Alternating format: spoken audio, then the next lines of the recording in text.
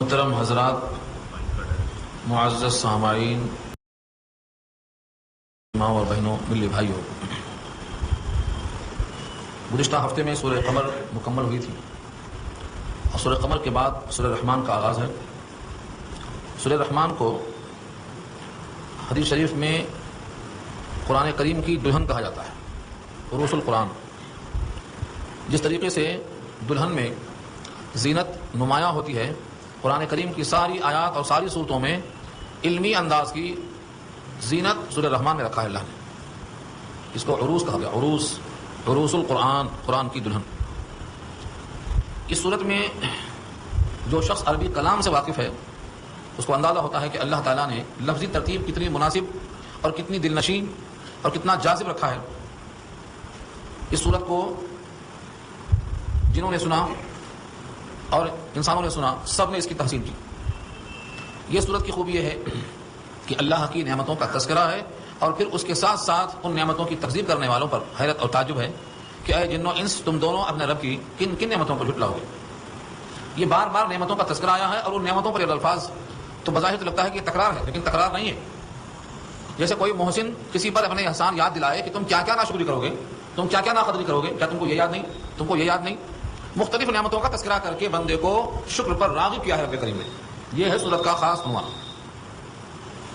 سورہ رحمان مدینے میں نازل ہوئی، اور مدینے میں نازل ہونے کا مطلب یہ ہے کہ اس میں احکامات بھی 78 آیتوں پر یہ مشتمل ہے، یعنی 2 کم 80، کل 3 رکوع ہیں۔ اس میں اللہ رب العزت نے سب سے عظیم نعمت انسان کی پیدائش سے بھی زیادہ اس کے حق میں قرآن کریم کی تعلیم کو قرار دیا ہے۔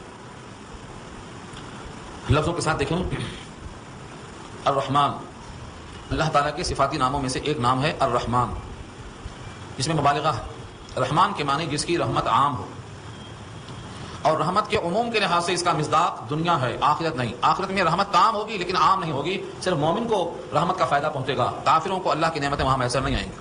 تو وہاں رحمت اللہ کی تام ہوگی، اور دنیا میں اللہ کی رحمت عام ہے۔ جو کافر ہیں، غدار ہیں، مشرک ہیں، باغی ہیں، ان پر بھی اللہ کی رحمت یکساں ہے، بلکہ ان پر کچھ زیادہ ہی ہے۔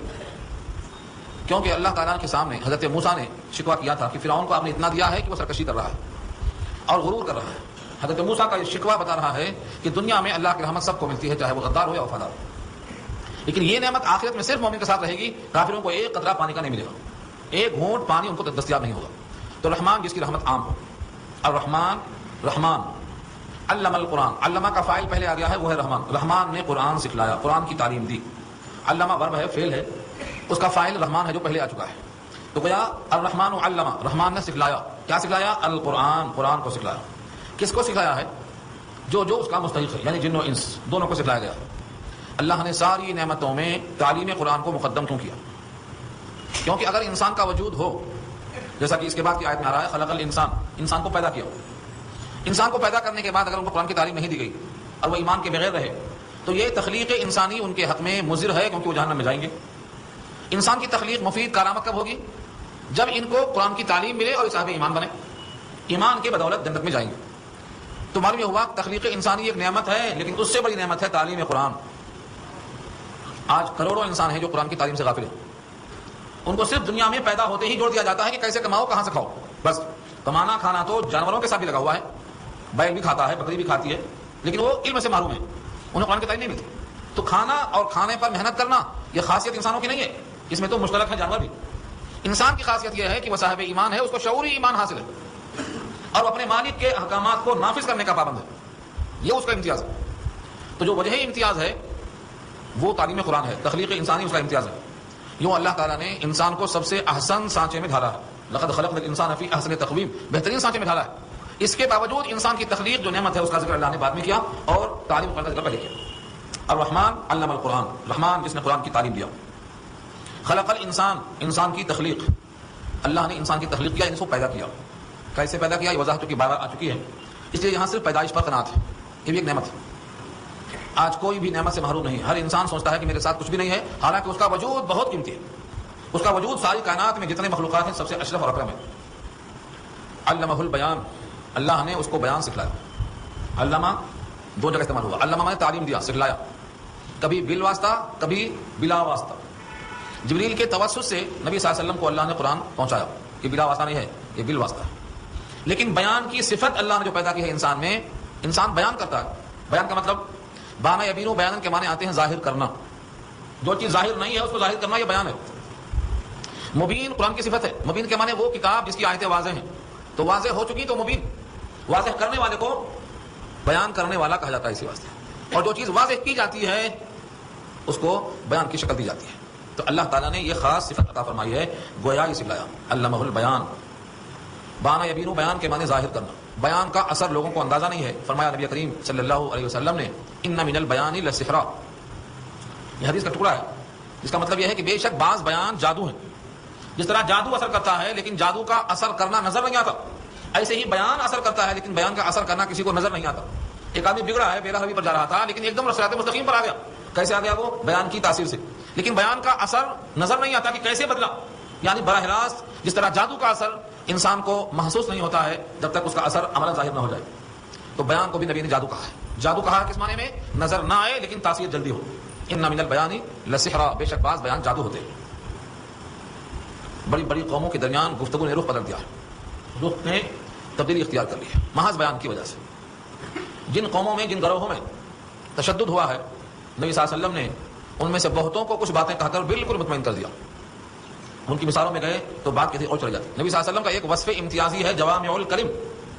6 چیزیں نبی کو دی گئی جو کسی کو نہیں. ان میں سے ایک جوامع الکلم, یعنی چند کلموں میں بہت جامع بات کہہ گئے جو گھنٹوں لوگ بیان کرتے ہیں. اس کا اثر یہ ہوا کہ پایا جو کایا تھی وہ پلٹ گئی. جو لوگ متنفر تھے قریب ہو گئے, جو کافر تھے وہ مومن ہو گئے, جو بزدل تھے وہ بہادر ہو گئے, جو بھاگ رہے تھے وہ جم کر ٹھہر گئے. اتنا بڑا فرق ہوا ہے بیان کی وجہ سے. تو بیان سے قوموں کو لڑانا, قوموں کو بھلا دینا, قوموں کو محفوظ مقام پر منتقل کر دینا, ہر کام بیان سے لیا گیا ہے. نوک زبان اور نوک قلم, یہی 2 چیزیں متحرک کرتی ہیں قوموں کو. اللہ نے وہاں میں سے نوک زبان کا ذکر کیا ہے, علمہ البیان کہہ کر. یہ انسان کی جسم میں اور انسان کی روحانیت کے واسطے مفید چیز ہے. اب اس کے بعد زمین و آسمان کے درمیان کی نعمت ہے. الشمس والقمر بحسبان, شمس کے معنی سورج اور قمر کے معنی چاند. ان دونوں کو اللہ نے بنایا بحسبان, حساب کرنے کے لیے. حسبان جیسے غفران ہے اور برہان ہے. الف نون جو آخر میں آیا ہے یہ اضافے کے ساتھ یہ مبالغہ پیدا کرتا ہے. اصل میں حساب سے حسبان بنا, حساب کرنے کا ذریعہ. یا تو شمسی مہینہ ہوگا تو شمس سے, اور قمری مہینہ ہوگا تو چاند سے. 15 دن چھوٹا ہوتا ہے سال بھر میں, قمری سے حساب لگائیں گے کیونکہ قمری مہینہ یا تو 29 کا ہوگا یا تو 30 کا ہوگا. لیکن جو شمسی مہینہ ہوتا ہے وہ تو کبھی 30 کا ہوگا کبھی 31 کا ہوگا. ہاں لیپ ایئر آیا تو 29 کا آئے گا فروری, ورنہ سب کا 30 یا 31 ہوگا. تو ہر مہینے میں 1 یا 2 اضافہ. اس واسطے پورے مہینے میں 15 دن چاند کی تاریخیں کم ہوتی ہے, لیکن ہیں دونوں حساب. چاند کی حسابوں سے مفید ہے کہ انسان کو ثواب بھی ملتا, کیونکہ سنت ہے یہ. چاند سے حساب کرنا آسان بھی ہے کہ چاند نکلا مہینہ شروع, چاند غائب ہوا مہینہ ختم. تو اس میں کسی علم کی ضرورت نہیں, گاؤں والا, دیہاتی, جاہل, ان پڑھ سب حساب کر لے سکتے. لیکن شمسی مہینے کے لیے تو آج کل کتنا بھی آسان کر دیا گیا ہے, لیکن علم ریاضی کی ضرورت پڑتی ہے. کیونکہ گاؤں والے کو بتانا پڑے گا کہ یہ لیپ ایئر ہے, یہاں مہینہ فروری کا 29 کا ہو گیا. تو کیسے معلوم؟ حساب سے معلوم. اب لیپ ایئر کیسے بنتا ہے وہ سمجھانا حساب کر کے. لیکن چاند کے مہینے میں کوئی مسئلہ نہیں, چاند دیکھا مہینہ شروع, چاند ڈوبا مہینہ ختم. تو اس لیے چاند سے آسان بھی ہے, اور چاند سے ہجری بنتا ہے. ہجری کا جو مہینہ ہے, ہجرت کا جو سال ہے, وہ چاند ہی سے بنتا ہے. اسی واسطے چاند سے حساب کرنا مسنون ہے. لیکن ہے دونوں حساب کے لیے. اس سے آپ کے گھنٹے بنتے ہیں, دن بنتا ہے, ہفتے بنتے ہیں, مہینے بنتے ہیں, سال بنتے ہیں. اسی سے روزے رمضان کے آتے ہیں, اسی سے آپ کے حج کے ایام آتے ہیں, اسی سے آپ کو اشہر حرم کی خبر ہوتی ہے. سارے کام آپ کو ان سے ہی ہوتے ہیں. والنجم والشجر یسجدان, نجم کے معنی تارے کے آتے ہیں, لیکن یہاں نجم کے معنی تارا نہیں ہے. یہاں لفظ نجم کے معنی آتے ہیں بے تنا درخت. درختوں کی 2 قسمیں ہیں. ایک کو کہا الشجر, تناور درخت, جھاڑ والا, جس کے تنے موٹے ہوتے ہیں, جو اپنی پنڈلیوں کے بل کھڑا ہو جاتا ہے, اس کو شجر کہتے ہیں. جھاڑ تو ہم کہتے ہیں اپنی زبان میں, جھاڑ لفظ نہیں ہے, اصل شجر. شجر کو اردو میں درخت کہتے ہیں, کسی زبان میں جھاڑ بھی کہتے ہیں. جھاڑ مشہور ہو گیا, لوگوں کی زبان پہ رہ گیا, لیکن اصل ترجمہ اس کا الشجر کا ہے, تناور درخت. اس کے بالمقابل جو نجم ہے اس کو کہتے ہیں بیل دار درخت. جیسے کدو کی بیل ہے, تربوز کی بیل ہے, ترئی کی بیل ہے. جو بیل ہے مطلب زمین پہ پڑی رہیں گی یا تو چڑھایا جائے کسی خاص چیز پر, اگر وہ چڑھایا نہ جائے تو پڑی رہیں گی. ان میں دم نہیں ہے کہ وہ ٹن جائیں. اردو میں کہتے ہیں تن کے کھڑا ہو گیا. تن کے کھڑا ہونا مطلب جم کے کھڑا ہونا. تو تناور درخت کہتے ہیں جو خود تن کر کھڑے ہو جائے اپنے بلبوتے پر, اور جس میں تننے کی خبر نہ ہو, صلاحیت نہ ہو, اس کو ہم نجم کہتے ہیں بیل دار درخت. جیسے کدو کی بیل. دونوں کا فرق کیا ہے؟ تناور درخت سایہ دار ہوتا ہے, اور یہ کدو کی بیل سایہ دار نہیں ہوتی, عارضی ہوتی ہے. کسی نے پکڑ کر نوچ دیا تو ختم, مشین لگانے کی ضرورت نہیں. تو تناور درخت مضبوط ہوتا ہے, دیر پا ہوتا ہے, پھل پھول سایہ سب کا کام آتا ہے, مگر یہ بیل دار سب کام میں نہیں آتے. اسی واسطے ہم کہتے ہیں کہ آپ لوگ کدو کے بیل نہ بنے, تناور درخت بنے. تناور درخت کا مطلب یہ ہے کہ قرآن اور سنت کا صحیح علم حاصل ہو تو وہ کدو کی بیل کی طرح نہیں ہوتا، بلکہ وہ تناور درخت ہوتا ہے. اور جو سنت سنائے پہ چلتا ہے، ہمیشہ دوسروں کی آنکھ سے دیکھتا ہے، وہ کدو کی بیل کی طرح ہے، تناور درخت نہیں ہے. تو اس سے فائدہ کسی کو ہوگا، کسی انسان کو ہو سکتا ہے. تو حکم یہ دیا گیا ہے کہ تم کدو کے بیل نہ بنو، تناور درخت بنو. بادل کی طرح برسو. کیسے برسیں گے؟ کچھ رہے گا پانی کا، اس طرح تو برسیں گے نا. وہ نہ پارسل جائیں گے، پارسل آئیں گے. پارسل جا کے پارسل آنے سے فائدہ نہیں ہے جب تک پانی برسنے کی صلاحیت نہیں ہے. آپ کا جانا آنا کیا مقصد ہے؟ تو تناور درخت بننے کی ضرورت ہے، سایہ دار درخت بننے کی ضرورت ہے، پھلدار بننے کی ضرورت ہے. اس کے بغیر پانی نہیں آتا. تو یہ دو درختوں کی تقسیم ہے، النجم والشجر یسجدان. تناور درخت اور بے تنے کے درخت دونوں سجدے کرتے ہیں. دیکھو دونوں میں کمزوری ہے، ایک میں طاقت ہے، لیکن سجدے میں دونوں مشترک ہے. لہذا جتنے انسان اور جنات ہیں ان کو بھی سجدے میں مشترک ہونا چاہیے، چاہے اچھے ہوں چاہے برے ہوں، کمزور ہوں یا طاقتور ہوں. اشارہ اس بات کی طرف. سجدہ کیسا کرتے ہیں؟ یہ ہم تو 8 ہڈیاں لگاتے ہیں. کچھ لوگ کہتے ہیں جناب 8 ہڈیاں نہیں لگائے تو سجدہ نہیں ہوتا، اس لیے ہم صرف 7 لگاتے ہیں، 8 لگاتے نہیں. جہاں کرتے ہیں سجدہ جب اللہ کو کرتے ہیں تو 8 ہڈی لگاتے ہیں، اور اللہ کے غیر کو کرتے ہیں تو 7 ہی لگاتے ہیں. تو سجدہ کہاں ہوا؟ زیادہ ہی جائز. یہ الٹی منطق ہے. 7 ہڈی ہو یا 5 ہڈی ہو، لفظ سجدہ اللہ کا حق ہے، کسی کے واسطے وہ درست نہیں. ان کا سجدہ کیا ہے؟ قرآن کریم کی دوسری آیت ہے، جب ہوائیں چلتی ہیں، درختوں کی شاخیں ہلتی ہیں تو ان کا دائیں بائیں ہلنا ان کے سائے کا در حقیقت سجدہ ہے اللہ کے لیے.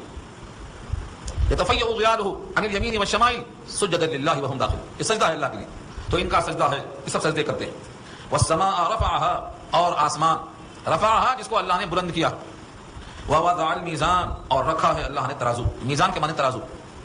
میزان کو میزان کیوں کہتے ہیں؟ اس کا مادہ اصل میں وزن ہے، وزن.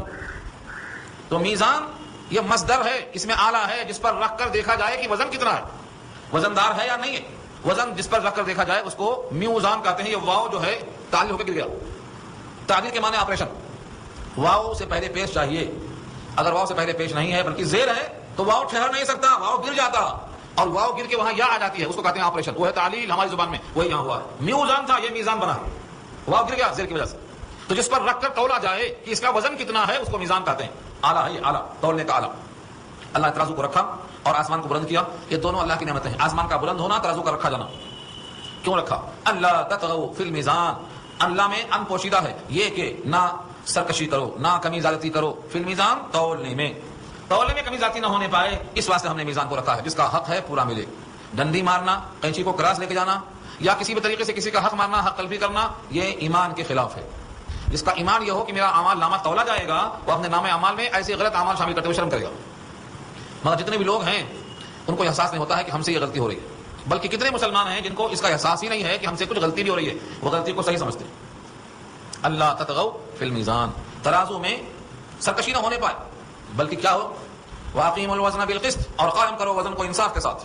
ولا تخسروا المیزان، اور ترازو میں گھٹاؤ مت، میزان میں کمی مت کرو. پہلے یہی چیز پازیٹیو میں آئی پھر نیگیٹو میں لائی. اللہ کا یہ حکم ہے کہ ترازو رکھی اسی واسطے گئی ہے کہ تم کمی بیشی مت کرو تولنے میں، اور نماز کی طرح سے وزن کو بھی درست کرو. اقیم الصلاۃ جیسے ہے وہاں اقیم الوزن ہے، وزن کو سیدھا کرو انصاف کے ساتھ. ولا تخسروا المیزان، اور میزان میں یعنی گھٹاؤ مت تول میں. مقصد کیا ہے اس کا؟ مقصد ہے کسی کی حق تلفی نہ ہو، حق والے کو حق مل جائے، یہ مقصد ہے.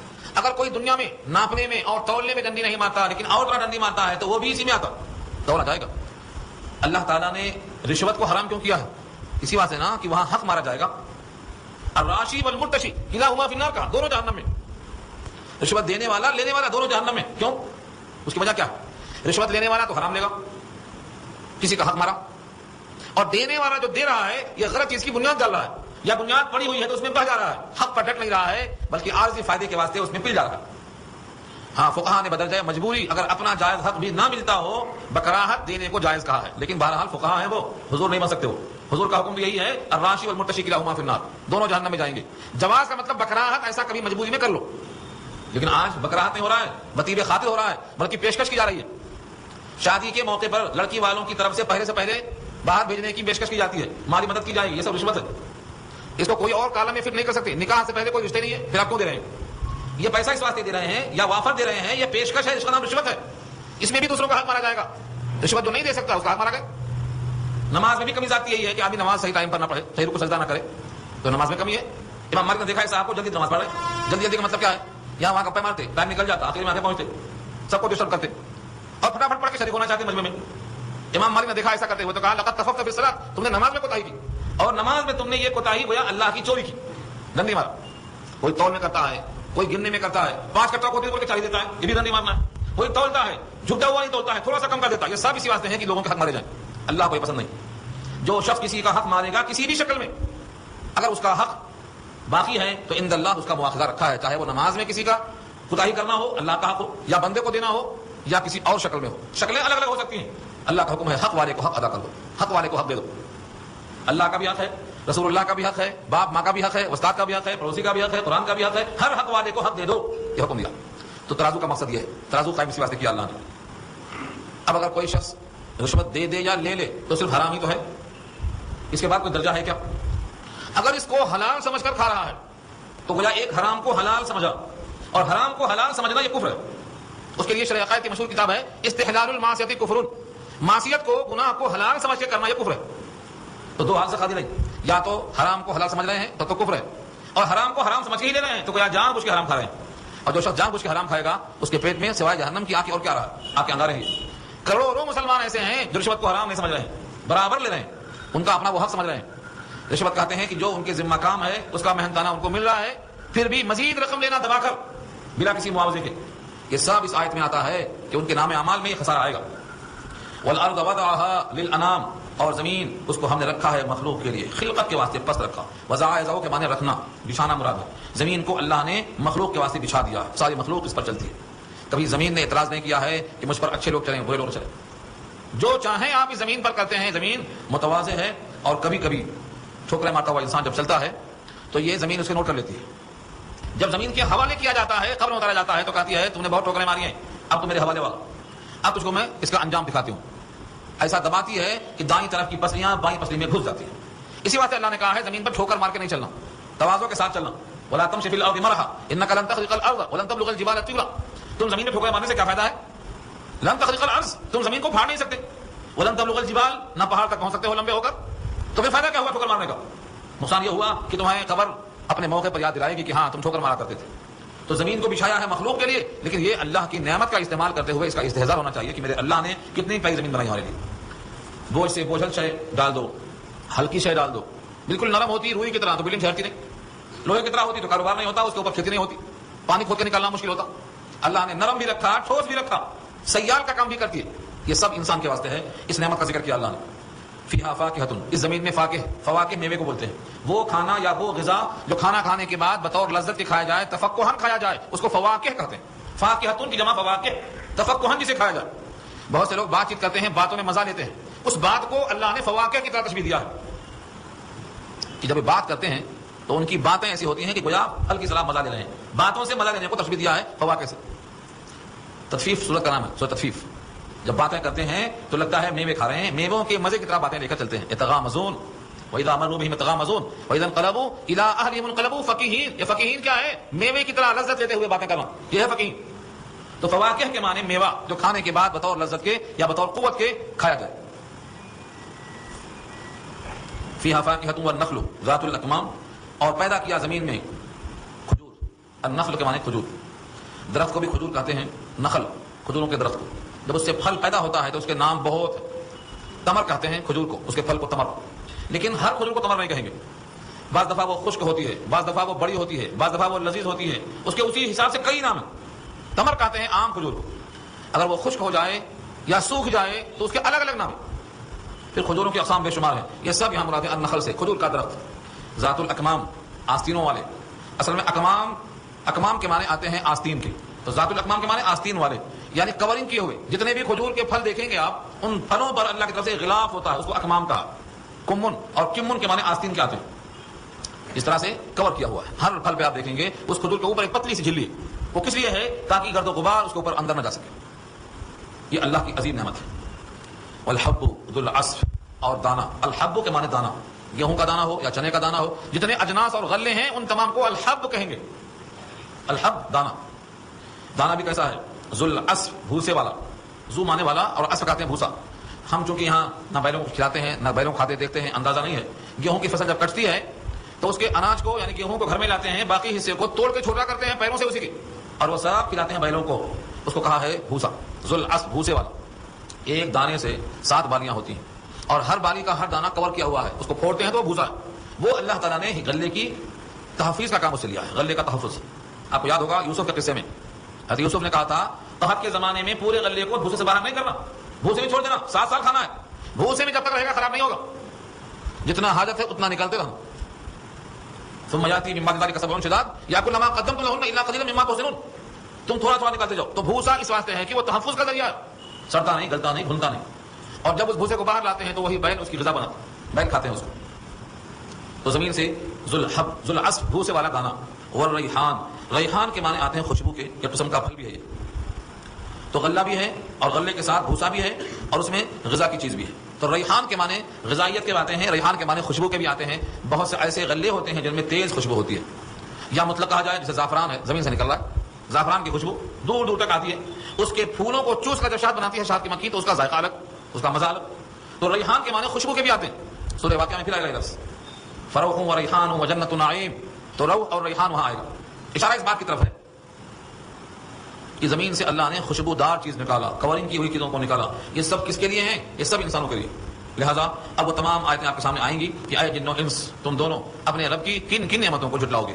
اس کا ترجمہ لفظی اس طرح ہے فبأی، فا کے معنی تو اور بے کے معنی ساتھ کے آتے ہیں، اور ای معنی کون کون سے. ایون اور ایتن، کہیں ایون کہیں ایتن، کون کون سی. دونوں کو ملائیں گے تو کیا ہوگا؟ ان دونوں لفظوں کو فبأی، پھر کون کون سی. آلائی، آلائی یہ جمع ہے، اس کا واحد ہے نعمت. نعمتن کی جمع نعمتیں نہیں ہے، آلائی اس کی جمع ہے، خلاف لفظ. کبھی کبھی قرآن کریم میں لفظ کی جمع لفظ ہی آتی ہے، جیسے رجل سے رجال، مسلم سے مسلمون. کبھی کبھی خلاف قیاس آتی ہے، خلاف لفظ آتی ہے، جیسے امراتن سے نساؤن، امراتن کی جمع نساؤن آتی ہے، یہ من غیر لفظی ہے. ایسے یہاں بھی آلاؤن جو نعمت ہے اس کی جمع ہے مگر بغیر لفظ کے. ربکما، تم دونوں کے رب، جن اور انس دونوں کو ملایا، دونوں کے رب. تکذبان، تم دونوں جھٹلاتے ہو. تو تم دونوں اپنے رب کی کن کن نعمتوں کو جھٹلاتے ہو. اس کا جواب کیا ہے؟ اے ہمارے رب، ہم آپ کی کسی نعمت کو نہیں جھٹلاتے. لا بشیء من نعمتک ربنا نکذب فلک الحمد، آپ کے لیے شکر ہے ہم آپ کی کسی نعمت کی تکذیب نہیں کرتے. عربی میں آئے تو اچھا ہے، نہیں تو اردو بول سکتے ہیں. لا نکذب نہیں آتا عربی میں بولنا، تو ہم آپ کی کسی نعمت کی تکذیب نہیں کرتے، ہم آپ کا شکر ادا کرتے. ہر آیت پہ پڑھنا مسنون ہے. جب جنہوں نے اس کو سنا تھا تو ایسا ہی کہا تھا، جب جنہوں نے سنا حضور کی زبان سے تو ایسا ہی کہا تھا کہ اے ہمارے رب، ہم آپ کی کسی نعمت کی تکذیب نہیں کرتے. جب نبی صلی اللہ علیہ وسلم نے اس آیت کو صحابہ کو سنایا تو صحابہ خاموش رہے. تو آپ نے کہا تم سے اچھے تو جنہوں کی جماعت کے لوگ تھے. جب ان کے سامنے پڑھا تھا تو انہوں نے ایسا کہا تھا، یعنی تم کو بھی ایسا کہنا چاہیے، ترغیب ہو گئی. اب اس کا مطلب یہ نہیں ہے کہ آپ نماز میں بھی جواب دینا شروع کریں گے، نماز میں ثابت نہیں ہے. بعض لوگ حدیثوں کے اطلاق سے کہ جب بھی ان آیتوں کو سنا جائے تو یہ لفظ جواب میں دیا جائے، حدیث میں ایسا ہے، لیکن یہ جواب نماز میں بھی دیا جائے، حدیث میں ایسا نہیں ہے. لیکن جو لفظ ظاہری ہوتا ہے اسی پر عمل کرنے والے لوگ ہوتے ہیں، جن کو ہم کہتے ہیں داؤد ظاہری. ابو داؤد ظاہری کے بھانجے کہتے ہیں ان کو ہم، جو ظاہر دکھا وہ کر لیتے. نماز کی حالت میں صحابہ نے ان صورتوں کا جواب نہیں دیا ہے، ثابت نہیں ہے. یہ تمام روایات جتنی صاحب ہے، چاہے سورہ مرسلات کے آخر میں آمنا کا لفظ ہو، یا سورہ رحمان کی آیتوں کا جواب ہو، یا سورہ سبح اسم ربک الاعلی کے آخر کا جواب ہو، جتنے صورتوں کے آخر میں جوابات منقول ہیں وہ سب نماز کے علاوہ ہیں. نماز کی حالت میں ایک بھی ثابت نہیں. لیکن ظاہری لوگ کیا کرتے ہیں؟ نماز میں بھی شروع کرتے ہیں بولنا. نماز میں بولنا دکھا دو پہلے حدیث میں پھر بولو. اگر حدیث میں نہیں ہے اور آپ حدیث پر قیاس بھی نہیں کرتے اور اپنی عقل کا دخل بھی نہیں دیتے تو پھر آپ چپ رہنا نماز میں، کیونکہ ثابت نہیں. یہ سارے جوابات تلاوت سن کر کے ہیں، نماز کی حالت میں نہیں ہے. نماز کی حالت میں صرف سننا ہی سننا ہے، نہ کوئی سوال کرنا ہے نہ کوئی جواب دینا ہے. اگر چھینک آئے تو جواب دینا واجب ہے نا، لیکن نماز کے باہر. کوئی سلام کرے تو جواب دینا واجب ہے نا، لیکن نماز کے باہر. کوئی آدمی آپ سے کچھ پوچھتا ہے تو بولنا واجب ہے مگر نماز کے باہر. یہ سب نماز کے باہر ہیں، یہ بھی نماز کے باہر ہے، نماز کے دوران نہیں. فبأي آلاء ربكما تكذبان، سو اے جنوں انس تم دونوں اپنے رب کی کن کن نعمتوں کو جھٹلاؤ گے. خلق الانسان من صلصال كالفخار وخلق الجان من مارج من نار، پیدا کیا انسان کو کھنکھناتے ہوئے گارے سے. سلسال، سلسال کے معنی آتے ہیں ایسی مٹی جس کو گارے کی طرح بنا دیا جائے، سلسل جس سے کھنکھنانے کی آواز آئے. اس کی تشبیہ دی اللہ نے کل جیسے، فخار ٹھیکری. جب مٹی پک جاتی ہے تو اس میں ایک قسم کی کھن کھن کی آواز آتی ہے، وہ ہے فخار. اسی سے آدمی جب بہت فخر کرتا ہے تو اس کو فخار بھی بولتے ہیں، بہت بڑائی کرتا ہے اپنی تو فخار بولتے ہیں اس کو. فخر سے فخار. اتراتا ہے تو فخور. مختار کے معنی اکڑنا، تو فخار کے معنی فخر کرنے والا. یہ مٹی بھی کھن کھنا کر فخر کرتی ہے، میں پک کے اچھی ہو گئی دوسروں سے، یہ امتیاز دکھاتی ہے. تو کھنکھناتی ہوئی ٹھیکری سے جو بچتی ہے اس سے اللہ نے انسان کو پیدا کیا. اصل میں انسان کی تخلیق کے کئی مراحل ہیں، تقریباً 8 مرحلے، اور ان 8 مرحلوں کو اللہ نے مختلف مقامات پر بیان کیا. کہیں فرمایا خلقہ من طین، مٹی سے پیدا کیا. کہیں فرمایا خلقہ من طین لازب، چپکنے والی مٹی سے پیدا کیا. کہیں فرمایا خلقہ من سلالۃ من طین، مٹی کے خلاصے اور مٹی کے جوہر سے پیدا کیا، اسے مراد حقیقی قطرہ ہوتا ہے. کہیں فرمایا ہم نے پیدا کیا ہے سلسال سے، جو ٹھیکرا کی طرح مٹی ہے. اس طرح سے مٹی ہی سے بنایا ہے، لیکن اس کے درجے ہیں. مٹی کو آپ پہلے سانیں گے تو گارا بنے گا، مٹی کو اور مل دیں گے تو چپکنے والی مٹی جسے گارا بنتا، گاؤں کے لوگ نہ سیمنٹ نہ دیتی، وہی مٹی اٹھا کے ڈال دیتے ہیں، چھت پہ جاتے ہیں۔ تو چپکنے والی مٹی کیا ہے؟ چپچپاہٹ کہاں سے آئی؟ ملنے سے، مچنے سے آئی، اس کو بولتے ہیں گارا بنانا۔ اس کے بعد پتلا بنا دیا، پتلا بنا دیا تو اس کے اندر ایک قسم سے پختگی آ گئی، پکا دیا تو ٹھیکری بن گئی، اسی مٹی سے غلہ پکا کے کھایا، حقیقی خطرہ بن گیا، خلاصہ انسانیت بن گیا۔ تو جتنے بھی اس کے مرحلے ہیں لیکن مادہ اس کا مٹی ہے، عنصر غالب اس کا مٹی ہے۔ تو قرآن کریم کی جتنی آیتوں میں ہے، کہیں سلسال ہے، کہیں خلاصہ ہے، کہیں سلالہ ہے، کہیں تین لازم ہے، اس سے کوئی اختلاف نہیں ہے، ایک ہی زمین کے کئی مرحلے ہیں، کہیں اس کا نام دیا، کہیں اس کا نام دیا۔ ہاں اس کی وجہ بھی ہے، یہاں پر لفظ فخار کیوں لائے؟ کیونکہ یہاں درجے ملانا ہے نعمت کے کہ ہم نے اتنا سنوارا پھر بھی انکار کر رہا ہے، ٹھیکرے سے پیدا کیا ہم نے اس کو۔ وہ خلق الجان من مارج من نار، اور پیدا کیا جنات کو، جان اس کی جمع ہے، جن کی جمع جان، من مارج من نار، آگ کے شعلوں سے۔ ایک تو ہے آگ سے، آگ نہیں فرمایا کیونکہ آگ میں دو چیزیں ہوتی ہیں، شعلہ بھی دھواں بھی۔ ایسی آگ جس میں شعلہ تو ہو دھواں نہ ہو وہ ہے مارج، خالص کے معنی میں خالص آگ سے پیدا کیا ہے جس میں دھوئیں کی آمیزش نہیں ہے۔ اور خالص آگ جس کو مارج کہا، مارج من نار، یہ گڑھے میں بھی ہو تو اوپر جاتی ہے، حضرت انسان اوپر بھی ہے، ٹھکرا ہے، نیچے گرتا ہے، اوپر نہیں جاتا۔ یہ اسی واسطے آدم کے سامنے سجدہ کرنے سے ابلیس نے انکار کیا تھا۔ فَبِأَيِّ آلَاءِ رَبِّكُمَا تُكَذِّبَانِ، سوائے جن و انس تم دونوں اپنے رب کی کن نعمتوں کو جھٹلاؤ گے؟ رب المشرقین ورب المغربین، دو مشرقوں کا رب ہے اور دو مغربوں کا رب ہے۔ مشرقین، مشرق واحد ہے، شریقہ کے معنی سورج کا طلوع ہونا، تو مشرق کے معنی سورج کے طلوع ہونے کی جگہ، تسنیہ اس کی مشرقین آتی ہے، کہتے ہیں سورج تو ایک ہی ہے تو دو مشرق کیسے ہوا؟ ایک سردی کا ایک گرمی کا۔ بلکہ دوسری آیت میں ہے رب المشارق والمغارب انا لقادرون، تو مشارق تسنیہ نہیں ہے، مشارق تو جمع ہے، کیونکہ لکھا ہے علم حیات میں سورج کی جگہیں نکلنے کی بھی اور ڈوبنے کی بھی ہر روز بدلتی رہتی، ہر روز بدلتی رہتی، چاہے وہ بال کے برابر ہی صحیح۔ اسی واسطے آپ دیکھتے ہیں اس کے سورج کے جگہوں کے نکلنے کے مقامات سردی میں الگ دکھتے ہیں، گرمی میں الگ دکھتے ہیں، اور سورج کا کترا کر چلا جانا سردی کے موسم میں بہت مشہور ہے۔ اور دوسرا قول یہ ہے کہ مشارق اور مغرب سے مراد یہاں پر ایک چاند کا ہے، ایک سورج کا، اور بہت سے تاروں کا ہے، اور اتنے تارے ڈوبتے نکلتے ہیں، ان تمام کو ملائیں گے تو بڑے مشارق ہیں اور بڑے مغارب ہیں۔ تو مشرقین بھی درست ہے، مشارق بھی درست ہے، مشرق بھی درست ہے۔ رب المشرقین، دو مشرقوں کا رب ہے، اور رب المغربین، اور دونوں مغرب کا وہ مالک ہے۔ سو اے جن و انس تم دونوں اپنے رب کی کن کن نعمتوں کو جھٹلاؤ گے؟ مرج البحرین یلتقیان، مرجا، مرجا ابھی آیا تھا، شعلوں کے معنی میں آیا تھا مارج، تو مرجا کے معنی اپنے جگہ سے آگے بڑھ جانا، مرجا۔ البحرین تسنیہ ہے، بحرین بحر کی تسنیہ ہے، بحر کے معنی سمندر، تو مرج البحرین دو دریاؤں کو ملایا، اور ملنے کے واسطے کیا کہیے؟ ادھر کا ادھر آنا، ادھر کا ادھر آنا، یہ ہے مرجا۔ کہتے ہیں جب گھوڑا اپنی چراگاہ سے باہر منہ نکالتا ہے تو اس کو بولتے ہیں مرجا، آگے بڑھ گیا۔ مارج آگ کا شعلہ اپنے حدود سے آگے بڑھتا ہے تو اس کو مارج کہتے ہیں۔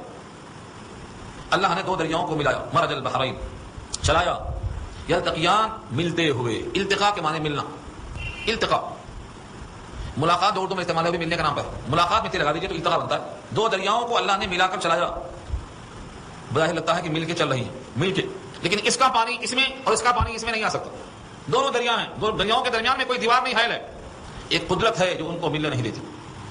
ایسا کہاں کہاں ہے دنیا میں تتبع کرنا پڑے گا، لیکن ہندوستان میں الہ آباد میں خود موجود ہے، الہ آباد میں یہ سنگم خود موجود ہے، الہ آباد دور نہیں آپ کے ملک میں ہے، دیکھ رہا ہے، سنگم کہتے ہیں اس کو، اور کافی دور تک اس کے پانی کا رنگ الگ ہے، اس کے پانی کا رنگ الگ ہے، دونوں میں موجیں ہیں، تھپیڑے ہیں، سب ہیں، لیکن دونوں کا پانی گڈ مٹ کبھی نہیں ہوتا۔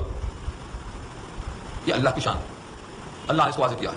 مجھے یاد پڑتا ہے کچھ حاجی حضرات جو بوڑھے ملے، جو پانی کے جہاز سے سفر کر چکے ہیں حج کا، ان کا بھی بیان یہ ہے کہ راستے میں کچھ مقام ایسے آتے ہیں جہاں دور تک پانی دکھتا ہے، الگ الگ ملتے نہیں ہو۔ دنیا میں کہاں کہاں بنایا اللہ نے، اللہ کی شان ہے، لیکن یہ تو انڈیا کے واسطے بہت صاف ہے، جا کے دیکھ سکتے ہیں آپ، الہ آباد بہت قریب ہے۔ تو دو دریاؤں کا پانی، اچھا یہ نہیں کہ تھوڑی دور ہے، میلوں چلا جاتا ہے، میلوں، لیکن ملتا نہیں باہر۔ تو دو دریاؤں کو اللہ نے بظاہر ملایا، ملا کر ان کو چلایا، بینہما برزخ، ان کے درمیان ایک آڑ ہے، برزخ کے معنی آڑ۔ اسی واسطے ہماری اصطلاح میں دنیا کے بعد جنت سے پہلے جو بیچ میں وقفہ ہے اس کو برزخ کہا جاتا ہے، یہ بھی ایک آڑ ہے، جنتی کو جنت میں پہنچنے سے آڑ ہے، اور جہنمی کو جہنم میں پہنچنے سے آڑ ہے، دنیا میں واپس نہیں آ سکتا ہے، اسے بھی آڑ ہے، تو اس کو برزخ کہتے ہیں، آڑ۔ یہاں اسی کا ذکر کیا اللہ نے، بینہما برزخ، دونوں کے درمیان حقیقت میں ایک ایسی رکاوٹ ہے، لا یبغیان، کہ دونوں بغاوت نہیں کر سکتے، سرکشی نہیں کر سکتے، وہ خدا کا حکم توڑ کے دونوں باہم مل جائیں نہیں کر سکتے۔ یہ دریا خدا کا حکم اتنا پابندی کے ساتھ تسلیم کرتے ہیں، لیکن اے جن و انس تم دونوں اپنے رب کی کن کن نعمتوں کو جھٹلاؤ گے؟ تمہارے سامنے دریا کی اطاعت آئی، مشرق و مغرب کی اطاعت آئی، آگ کے شعلے سے بنے ہوئے جناتوں کی اطاعت آئی، یہ سب کا تقاضا یہ ہے کہ تم بھی اطاعت گزار بن جاؤ۔ فبأي آلاء ربكما تكذبان يخرج منهما اللؤلؤ والمرجان، نکلتے ہیں ان دونوں سے لولو، لولو مانے موتی، اور کیا نکلتے ہیں؟ المرجان، مرجان خود اردو میں استعمال ہوتا ہے، لولو اور مرجان، موگا اور موتی۔ لولو کے معنی موتی اور مرجان کے معنی موگا۔ آج عام چیز ہو گئی ہے یہ، اللہ نے دونوں سے نکالنے کا فیصلہ کیا، دونوں سے نکلتے ہیں۔ شارحین لکھتے ہیں دونوں سے نکلتے نہیں ہیں، تشبیہ ہے اس کی۔ ہاں، دریائے شیری سے نہیں نکلتا، دریائے شور سے نکلتا ہے، کھارے پانی سے نکلتا ہے یہ، لیکن دریائے شیری کا پانی دریائے شور میں گرتا ہے، اس لیے ان دونوں کو تشبیہ دیا ہے، دونوں سے نکلتا ہے۔ دریا جو کھارا ہوتا ہے اسی سے نکلتا ہے، نکلتے ہیں ان دونوں سے لولو اور مرجان، تو موتی اور مونگا دونوں نکلتے ہیں۔ اللہ تعالیٰ نے اپنی قدرت سے اس میں پیدا کیا، جو غواصی کرتا ہے اس کو باہر لاتا ہے ان دونوں دریاؤں سے، یہ اللہ کی حکمت ہے۔ فبأي آلاء ربكما تكذبان، سو اے جنوں انس تم دونوں اپنے رب کی کن کن نعمتوں کو جھٹلاؤ گے۔ وله الجوار المنشآت في البحر كالأعلام، اور اسی کے واسطے کشتیاں ہیں، الجوار جاریتن کی جمع ہے، چلنے والی کو جاریہ کہتے ہیں، گھر کی باندھی ہے تو اس کو بھی جاریہ کہتے ہیں، تیز تیز بھاگتی، کبھی یہاں کبھی وہاں دوڑتی رہتی، تو جاریہ باندھی۔ اور جوار کے معنی آتے ہیں جاری ہونے والی، وله معنی اسی کے لیے ہے، اسی کے اختیار میں ہے، الجوار جاری ہونے والی جہاز۔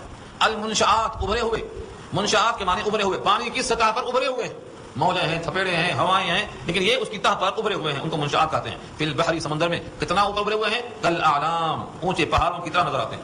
اعلام کے معنی ٹیلے، لگتا ہے کہ کوئی پہاڑ رکھا ہوا ہے۔ یہ سب اللہ کی طرف سے بندوں پر بے انتہا قدرت کا اظہار ہے اور شفقت کا اظہار ہے۔ فبأي آلاء ربكما تكذبان، سوائے جن و انس تم دونوں اپنے رب کی کن کن نعمتوں کو جھٹلاؤ گے۔ یہ تمام نعمتوں کا تذکرہ کیا گیا۔ اب یہاں سے ایک رکوع مکمل ہوا، دوسرا رکوع آ رہا ہے جس میں اس دنیا میں انسان کی حیثیت کیا ہے کہ یہ فنا ہونے والا پرندہ ہے، لیکن جسم فنا ہوگا، روح فنا نہیں ہوگی۔ لوگ دھوکے میں آ گئے، سمجھ گئے کہ ہر چیز فنا ہے، چھٹی، اب ہاتھ جھاڑ لیا، کھا پی کے ہی ختم۔ جسم فنا ہے، جسم کے لحاظ سے یہ فانی ہے، لیکن روح کے لحاظ سے یہ پرندہ ابدی ہے، کبھی نہیں ختم ہونے والا۔ یہ تذکرہ انشاءاللہ اگلی آیت میں آتا ہے، کل من علیہا فان سے گفتگو شروع ہوگی، یہاں سے انشاءاللہ آئندہ ہفتے میں بات ہوگی۔ دعا کر لیجیے۔ الحمدللہ رب العالمین۔